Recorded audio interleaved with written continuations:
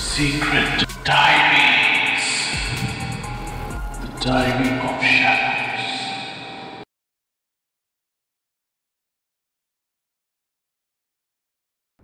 Hello and welcome সবাইকে আমাদের channel secret ডায়েরিজে। সবাই ভালো আছেন তো? আই হোপ সবাই ভালো আছেন, ভালো থাকুন। আজকে আমরা আরও একটা ফোন কল রেকর্ডিং করব। চলুন ফোন কল রেকর্ডিংটা করা যাক। হ্যালো, হ্যাঁ নমস্কার, আমি সিক্রেট ডায়েরিজ চ্যানেল থেকে বলছি। আপনি যে গল্পটা আমাদেরকে পাঠিয়েছিলেন সেই গল্পটা শর্টলিস্ট হয়েছে। Many many congratulations. তো এখন কি আপনি আমাদের সাথে অন কল রেকর্ডিংয়ে সেই ঘটনাটা আরেকবার শেয়ার করতে পারবেন? হ্যাঁ হ্যাঁ আচ্ছা আচ্ছা, বেশ ঠিক আছে। তো আপনি আপনার ঘটনা শুরু করুন। এটা হলো আমার নিজস্ব অভিজ্ঞতা। আমি আর কি কলকাতার ওইদিকে, মানে কলকাতার রুবি অঞ্চলে ওইদিকে আর কি বেসিক্যালি আমি থাকতাম। নট এক্স্যাক্টলি রুবি ঠিক নয়, মানে রাস্তাটা হলো সায়েন্স সিটির পাশে একটা বাসন্তী হাইওয়ে বলে একটা রাস্তা ঢুকে যায়। তো ওই বাসন্তী হাইওয়ে দিয়ে সোজা ভোজেরহাটের দিকে যেতে গেলে আর কি মানে মাঝখানে আর কি একটা স্টপেজ পড়ে, খুব একটা দূর না, হার্ডলি 10 মিনিটস লাগে ওখান থেকে। একটা স্টপেজ পড়ে, ওটার নাম হলো পশ্চিম চৌবাগা। তো ওইখানে আমরা আর কি একটা জায়গায় একটা মানে বাড়ি ভাড়া নিয়েছিলাম। ওখানে একটা পাড়া আছে, বিহারি পাড়া, তো ওখানে আর কি একটা জায়গায় আমরা ভাড়া নিয়েছিলাম।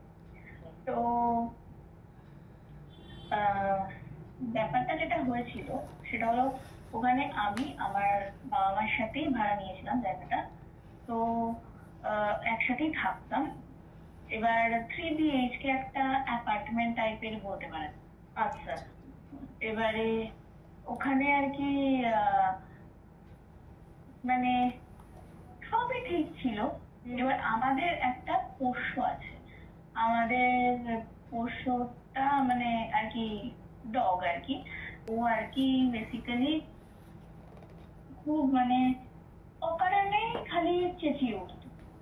মানে আমরা মাথা মুন্ডু বুঝতে পারতাম না। এবার আমরা ধরে নিতাম যে রাস্তায়ও রাস্তায় কুকুরগুলো থাকে, তো আর ওই এরিয়াতে কুকুর একটু বেশি আছে বলতে পারেন, ওই জন্য হয়তো দেখে চেঁচাচ্ছে। হ্যাঁ, তো বাজে রকম ভাবে খুব চেঁচিয়ে উঠতো। আচ্ছা, এবারে আবার এক টাইম কি হতো, রাস্তার কুকুরগুলো একসাথে কান্নাকাটি করে বসতো। ঠিক আছে, মানে এবার কুকুরের কান্না খুব একটা শুভ জিনিস নয়, ভালো নয়, আমরা জানি। কেন কি বৃত্তান্ত খুব একটা মাথা ঘামাই।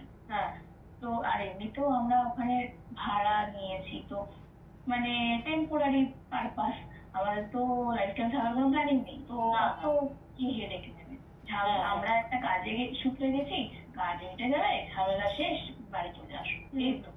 তো এবারে ভালো কথা, ওইখানে ওই বাড়িতে থাকাকালীন কিছু এরকম মানে অভিজ্ঞতা হয়, অনেক রকমের অভিজ্ঞতা, সেগুলোই আমি শেয়ার করতে চাই। যেমন ধরুন, আমাদের শুরুটা করলাম যে আমাদের বাড়ির পোষ্য অকারণে চেঁচাতো, বার্কিং করতো। তো এটা একটা। দ্বিতীয়ত, রাস্তার কুকুরগুলো কান্নাকাটি করতো। তৃতীয়ত, ওই এরিয়াতে মানে রাতের বেলায় খুব চামচিকের উপদ্রব ছিল, যেটা আমি খুব একটা কাউন্ট করব না, কারণ চামচিকে অনেক জায়গাতেই দেখা যায়। হ্যাঁ, তবুও বললাম। চতুর্থ, ওখানে একটা মনে হতো যে কেউ একজন মানে রাতের বেলা মেনলি, আমি তো রাত জেগে পড়াশোনা করি যেহেতু আমি স্টুডেন্ট, তো রাত জেগে পড়াশোনা করার টাইমে আমাদের ওখানে আর কি একটাই ওয়াশরুম ছিল, মানে হোল ফ্ল্যাটে একটাই ওয়াশরুম। একটা মাঝখানে হল আছে, ওই হলটার আর কি 3টে বেডরুমই ওই সেম হলে কানেক্টেড। তো ঠাকুর ঘরটা হলো একটা বারান্দার মতো জায়গার উপরে, বারান্দার পাশে আর কি একটা রুম আছে, যে রুমটায় আর কি আমি থাকতাম, আর তার পাশে আরেকটা রুম আছে যেখানে আমার বাবা মা থাকতো, তার পাশে হলো কিচেন, কিচেনের উল্টো দিকে হলো ওয়াশরুম। তো ওই একটাই ওয়াশরুম, মানে কোনো অ্যাটাচড ওয়াশরুম ওয়ালা বেডরুম নেই। তো সুতরাং মানে যখনই টয়লেট পাবে না কেন আপনাকে যেতে হলে ওই হলটা পেরিয়ে তো ওয়াশরুমে যেতে হবে। তো রাতের বেলা তো রাত জেগে পড়াশুনো করা টাইম, আমি এরকম ফিল করেছি কেউ একজন তাকিয়ে তাকিয়ে রয়েছে, একটা থাক। হ্যাঁ, কিন্তু এবার আমি খুব সাহসী, আবার একটু বেশি সাহসী। আমার আমি মানে যখন আমার এরকম মনে হতো যে কেউ তাকিয়ে আছে, আমি আবার আগ বাড়িয়ে আবার দেখতে যেতাম, কে ওখানে করে দেখতে যেতাম। কোনোদিন আমি কাউকে দেখতে পাইনি, হতে পারে আমার রাশিটা ভারী তাই, কিন্তু কেউ যেন তাকিয়ে আছে। ইভেন কেউ একজনে হেঁটে চলে বেড়ানোর একটা ফিল করেছি, কোন একটা মহিলা অবয়ব আর কি হেঁটে চলে বেড়ায়, এরকম একটা ফিল আমরা করেছি। তারপরে রাতে সন্ধ্যের দিকে বাইরের দরজায়, মানে সদর দরজায় অনেক রকমের নকিং এর আওয়াজও পেয়েছি। এবারে দরজায় সন্ধ্যেবেলা, হ্যাঁ।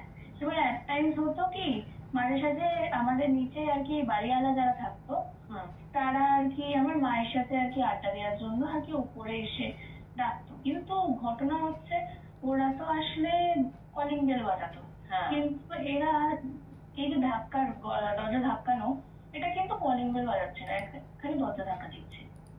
এবার আমার বাবা একদিন আর কি, বাবা আর কি ছুটির দিন ছিল, বাবা ঘরে থাকতে এরকম দরজা ধাক্কানোর আওয়াজ পেয়ে বাবা আবার দরজা খুলে চেক করেছে কেউ আছে কিনা। বাবা যখন দরজা খুলেছে কিছু ছিল না, দেখে বাইরে কেউ নেই। বাবা আবার একটুখানি বেরিয়ে চারপাশে দেখলো, কেউ নেই। তারপর নিচে আর কি বললাম যেহেতু বাড়িওয়ালারা থাকে, তো নিচে আর কি ওখান থেকে বেরিয়ে সিঁড়ি দিয়ে নেবে নিচে ফ্লোরে বাড়িওয়ালাদের আর কি কিচেনটা আগে পড়ে। তো কিচেন থেকে আর কি ওনাদেরকে মানে ওই বাড়িওয়ালাতে মানে যারা থাকতো তার যে ওয়াইফ, তাকে জিজ্ঞেস করেছিল যে আপনি কি এনিহাও ওপরে এসেছিলেন দরজা ধাক্কেছেন? তো উনি বলেন যে না তো, আমি তো যাইনি, আমি তো দরজা ধাক্কাইনি।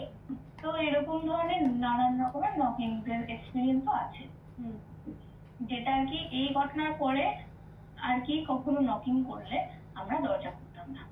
তো তারপরে চতুর্থ এক্সপিরিয়েন্সটা হলো যে একটা অদ্ভুত রকমের শো শো আওয়াজ পেতাম, সারাক্ষণ ঘরের মধ্যে থাকলে একটা শো শো একটা আওয়াজ পেতাম। এবারে ছাদের মধ্যে আর কি ওই কিছু কিছু বাড়ি দেখবেন ছাদের উপরে আর কি রডের মতো জিনিস আর কি ওপর দিকে একটুখানি বেরিয়ে বেরিয়ে, হ্যাঁ ওই পিলারেরই রড বলতে পারে, চারটে রড পর পর আর কি বেরিয়ে বেরিয়ে ওপর দিকে।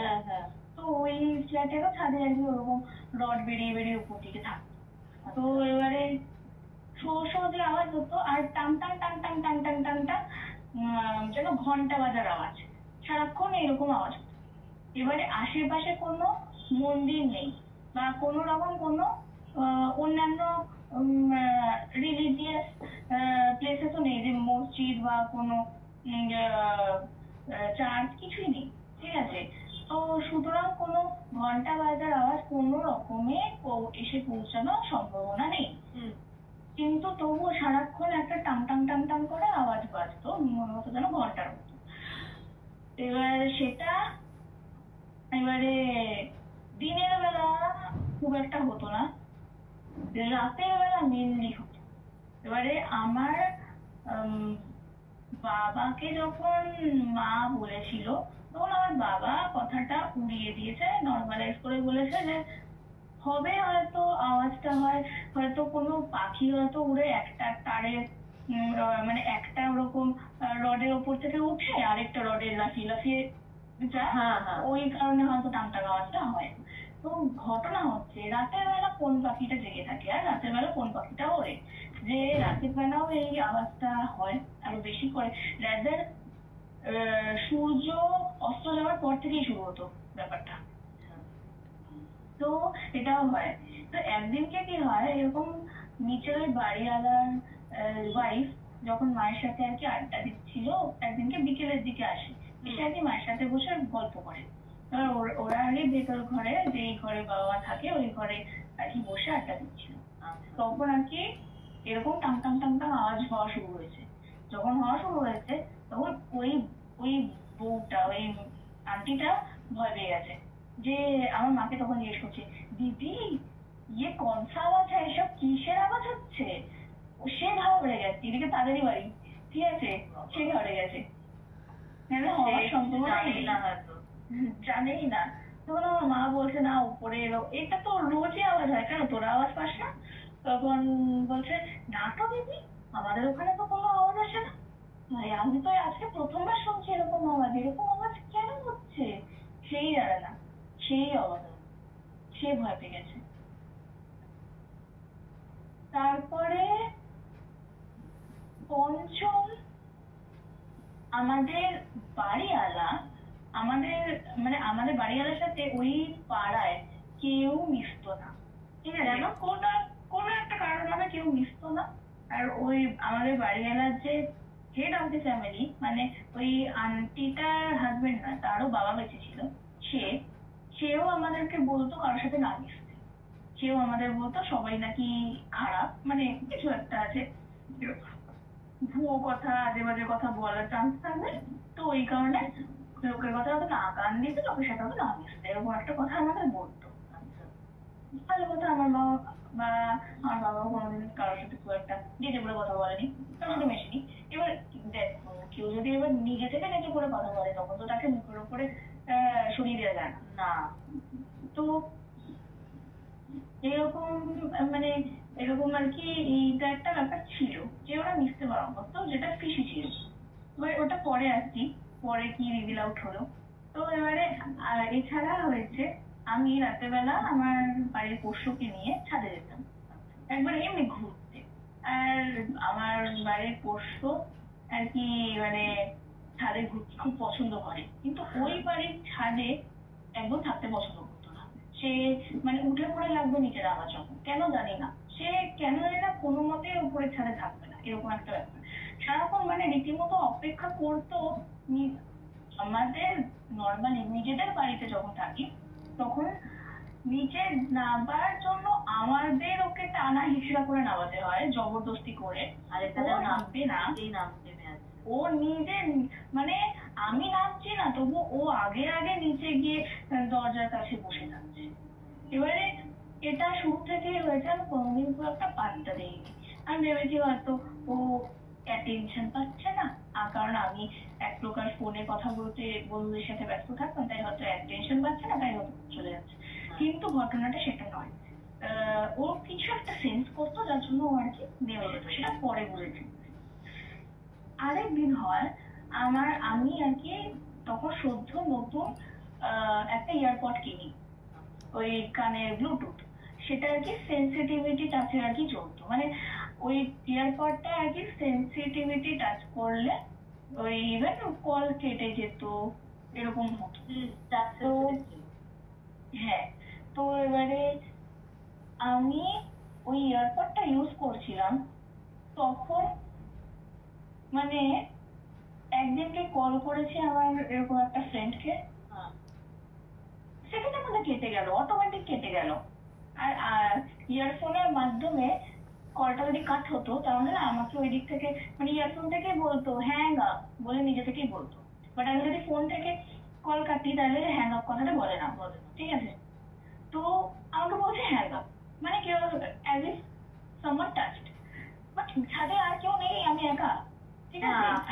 আপনার ইয়ারফোন কেই বা ওরকম ভাবে টাচ করবে, কেউ নেই, হ্যাঁ আমি একা, আমি নিজে টাচ তো করিনি। আর আমি ফিল করছি কানের কাছে কিছু একটা, কোন একটা মানে কিছু একটা সেন্স করছি, কেউ যেন আমার কানের কাছে টাচ করার চেষ্টাও করছে, ঠিক আছে। আমি এবার তাকিয়ে দেখি কেউ নেই, ঠিক আছে, মানে বাট আমি ফিল করছি স্পর্শ। তারপরে আমি আবার কল করেছি, আবার কেটে গেছে, আবার কল করেছি, আবার কেটে গেছে, বারবার এইভাবে চলছেই, আপনি যতবার কল করছেন কেটে যাচ্ছে। হ্যাঁ, আমি আবার ভাবছি যে আমার চুলে লেগে কাটছে নাকি, কিন্তু আমার চুল বাঁধা ছিল, সম্ভাবনা নেই যে চুলে লেগে কাটছে। তারপর খানিক পরে আমার মা নিজে থেকে আমার ফোন করে বলছে, এই তুই নিচে নাম, বলে বকা দিয়ে আমার নামিয়ে দিয়েছে। তারপরে আমার মা পরের দিন থেকে আমার নিজে থেকে হঠাৎ করে বলছে স্ট্রিক্টলি যে যখন আমি রাতেবেলা ছাদে যাব আমার বাড়ির পোষ্যকে নিয়ে, ও যখন নামবে আমার ওর সাথেই নামতে হবে, ও যদি না থাকতে চায় আমি থাকতে পারবো না, আমাকে অ্যালাউ করবে না, আমাকে ওর সাথেই নামতে হবে, এরকম ভাবে আমার মা আমাকে স্ট্রিক্টলি বলছে। আমি বুঝতে পারলাম না কেন, কি কেন হঠাৎ এরকম কথা বলছে যে আমাকে ওর সাথেই নামতে হবে। আমি কানে তুলিনি, সিম্পলি পাত্তা দেয়নি, হ্যাঁ সেই আমি ভাবছিলাম কি হয়তো দোতলার ছাদ তো, ওটা একটা যেহেতু বললাম বাড়িটাকে অ্যাপার্টমেন্ট স্টাইলে বানানো, আর দোতলার ছাদ, দোতলা 3 তলার ছাদ, তো ফ্ল্যাট বাড়ি। হ্যাঁ, পাশে আরো অনেক উঁচু উঁচু অ্যাপার্টমেন্ট আছে, ওখানে কাকুগুলো হয়তো রাতের বেলা বারান্দা থেকে বসে বসে সিগারেট খায়, তারা হয়তো বাজে নজরে তাকায়, তাই জন্য হয়তো ওরকম করছে। আমি ব্যক্তিগত দিক থেকে এটা ভাবি, কিন্তু সে আমাকে ইনসিস্ট করতো না তোকে নামতেই হবে। আমি জানি না সেটার সাথে আমার পোষ্য কি সম্পর্ক, এটা আমাকে নামতে হবে। ঠিক আছে, আমি তারপরে মানে এত বকা খেয়ে নিয়েছি, একটা টাইমের পর আমি তারপর সেটাই মানা শুরু করে আমি নেমে যেতাম, ওর সাথেই নেমে যেতাম। ভালো কথা। তারপরে তারপরে ওইখানে থেকে আফটার মানে কয়েকদিন বাদে ফাইনালি আমরা শিফট করলাম।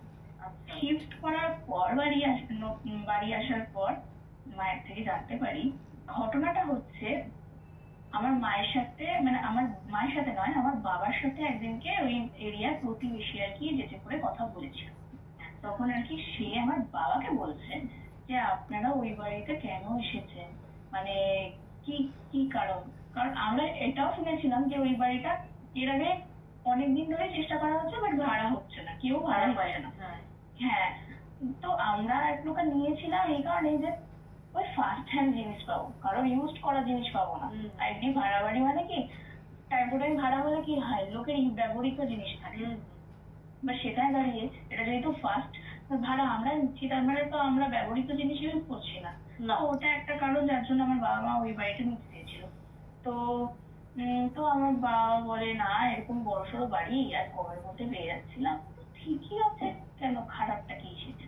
তখন লোকটা নাকি বলে বাবাকে যে ওই বাড়িটা ঠিক নেই, ওর বাড়িতে কেউ ভাড়া নিতে চায় না, কারণ ওটার একটা ইতিহাস আছে।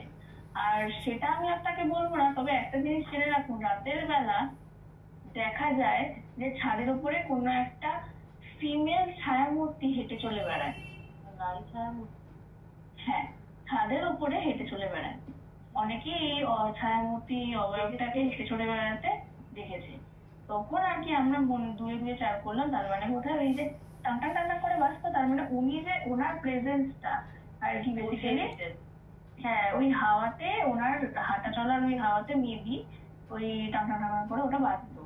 তো তারপরে আমার মা জানতে পারে ওই বাড়িওয়ালার সাথে কথা বলে একদিনকে অনেকক্ষণ ধরে কথা বলে, অনেক কষ্ট করে, মানে এক প্রকার বলতে পারেন পেট থেকে বার করার মতো করে কথা বলে, তো জানতে পারে যে ওই বাড়িওয়ালার যে দাদুটা ছিল, মানে যে হেড অফ দি ফ্যামিলি আর কি, আমাদের স্ট্রিক্টলি বারণ করেছিল প্রতিবেশীদের সাথে না মিশতে, ওনার আর কি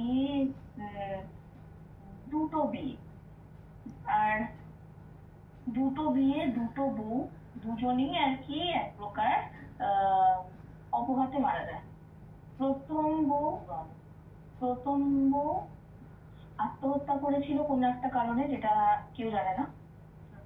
আর দ্বিতীয় বউ আর কি অ্যাক্সিডেন্টালি মারা যায়, মানে রান্নাঘরে রান্না করতে গিয়ে গ্যাস লিক হয়ে গেছিল, ওখান থেকে আগুন ধরে আগুনে পুড়ে মারা যায়। তারপরে আর তখন অবশ্য বাড়িটা এতটা বড় ছিল না, তখন এইসব এক্সটেন্ডেড সেকেন্ড ফ্লোরটা তৈরিও হয়নি, তখন খালি একতলাই ছিল। এই ঘটনার পরে কোনো পূজা কাচ্ছা না করে ওরা বাড়িটা এক্সটেনশন করে নেয়, শান্তি সপ্তাহ পুজো করায়নি, কিছু কোনো পুজো করায়নি। ওরা বিশ্বাসই করে না যে ছাদের উপরে যে এরকম দেখা যায়। এই কথা অনেকেই প্রতিবেশীরা ওদেরও বলার চেষ্টা করেছে, ছাদের মধ্যে এরকম আমরা দেখেছি, আপনারা একটা শান্তি সস্তান পুজো করিয়ে নিন। ওনারা তো বিহারি পাড়া, তো ওনাদের তো আরো অনেক রকমের পুজো হয়, সেগুলো করিয়ে নিতে পারে। কিন্তু কোনো রকম কোনো পুজো হয়নি, ওনারা করাবেনও না, আর ওনারা করাতে চান। ওনারা খালি কথাটা উড়িয়ে দিয়েছে যে হ্যাঁ ওই সবাই হিংসা করে এরকম বলেছে, যে বলছে যাতে ওনার বিজনেস না চলে, ওই জন্য আজে বাজে কথা বলছে। বরং ভাড়াটিয়া আসলে সেই ভাড়াটিয়ারও যদি এরকম কান ভাঙানি দেয়, এরা এরকম কথা বলে ছাদের মধ্যে কেউ একজন ঘুরে বেড়াচ্ছে, তাহলে ওনার লস হবে। তাই জন্য এক প্রকার উনি এরকম মানে ওই পাড়া প্রতিবেশীদের সাথে মিশতে বারণ করে দিচ্ছে। এই হলো মানে বেসিক্যালি আমরা ধরে তারপর বুঝলাম মেবি কোথাও একটা গিয়ে ওনারই দুজনেরই এন্টিটি, দুজনের এক্সিস্টেন্সই আমরা ফিল করতাম কিনা জানি না। ওই দুজন যাদের অপঘাতে মৃত্যু হয়েছে ওনাদের মধ্যে মিনিমাম হয়তো একজনের এক্সিস্টেন্স আমরা ফিল করেছি, তাই জন্য এটা হতো। বাট আমার মা বললো, মা কনক্লুশন ড্র করলো যে দুজনেরই এক্সিস্টেন্স আমরা ফিল করতাম। প্রথম জনের এক্সিস্টেন্স ছিল বলেই দ্বিতীয় জন হয়তো মারা গেছে, কারণ হঠাৎ একটা অ্যাক্সিডেন্টাল ডেথ হয়েছে যেখানে কিনা শুরু থেকে কেউ নাকি গ্যাসের কোনো গন্ধ পাইনি। আর গ্যাস লিক হলে হ্যাঁ, আর গ্যাস লিক হলে গন্ধ পেয়েই তো আমরা কাছে গিয়ে আগুনটা ধরাবো না। সে আবার গ্যাসের গন্ধ পাওয়া যায়নি বলে সে আগুন ধরাতে গেছে, যার ফলে আগুন পড়ে সে মারা গেছে।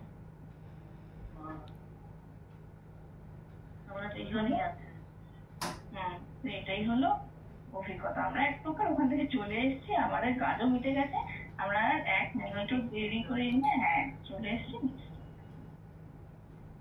জানেন তো ঠিক এই কারণেই বলা হয় যে বাড়িতে এরকম শোকের যদি কোনো কারণ হয় তাহলে ওর পরে পুজো করে নেওয়াটা, পুজো দেওয়াটা খুবই দরকার। বাড়ির শান্তি সস্তানের পুজো হওয়াটা উচিত। শ্রাদ্ধের কাজও যেন নিয়ম মেনে ভালোভাবে হয়, তাতে যেন কোনো বাধা বিপত্তি না আসে, তাহলেই বিপদ ঘটতে পারে। আর আমরা প্রত্যেকেই জানি যে অপঘাতে মৃত্যু জিনিসটা কতটা ভয়ানক, কতটা কষ্টের। যাদের সাথে হয় তারা তো বোঝেই, আর আমরা তো দেখেও বুঝতে পারি, খুবই কষ্টের। তবে যাওয়ার আগে, শেষ করার আগে আমার আপনাদের কাছে কিছু প্রশ্ন আছে। এই যে ঘটনাটা আপনারা শুনলেন, তো এটা থেকে আপনাদের কি মনে হয় এই যে দ্বিতীয় যে স্ত্রী ছিলেন, যে ভদ্রমহিলা ছিলেন, উনি কি নিছক একটা অ্যাক্সিডেন্টের কারণেই মারা গেছেন, নাকি এর পেছনেও অন্য কোনো রহস্য লুকিয়ে আছে?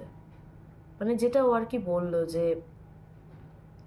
ওনার মা বলছিল যে দুজনেরই প্রেজেন্স আছে, হয়তো সে কারণ একজনের প্রেজেন্স থাকার কারণেই হয়তো দ্বিতীয় জনের সাথে এরকম ঘটনা ঘটেছিল, তাই দুজনেরই প্রেজেন্স ফিল করা যায়। এবার আপনাদের কি মনে হয় সেটা আমাকে কমেন্টস করে জানান। আর আজকের গল্প কে কোথা থেকে শুনছেন সেটাও আমাকে লিখুন। তো এই ছিল আজকের ঘটনা।